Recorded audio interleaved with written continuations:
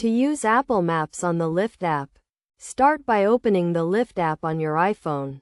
If you have not already, sign in to your Lyft account or create a new one. Once you are logged in, you will see the main screen where you can request a ride. Before you request a ride, make sure you have given the Lyft app permission to access your location. To do this, go to your iPhone settings, scroll down to the Lyft app, and select Location. Choose Always to allow the app to access your location even when you are not using it. Now, to request a ride, tap the Set Pickup button and enter your pickup and drop-off locations.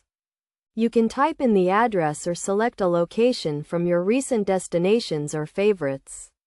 After you have entered your pickup and drop-off locations, select the type of ride you want to request. Once you have requested a ride, you will see the driver's estimated time of arrival and the route they will take to pick you up.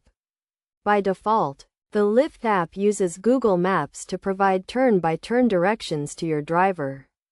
However, if you prefer to use Apple Maps, you can do so by going to your iPhone settings, scrolling down to the Lyft app, and selecting Default Maps app. Choose Apple Maps from the list of available options.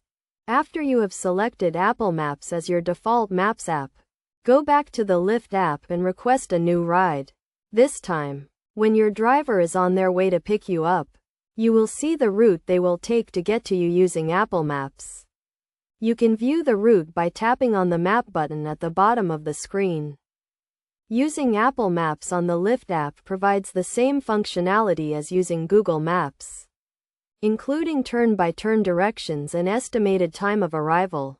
However, if you prefer the look and feel of Apple Maps, you can easily switch to it in your iPhone settings. By following these steps, you can use Apple Maps on the Lyft app and get the most out of your ride-sharing experience.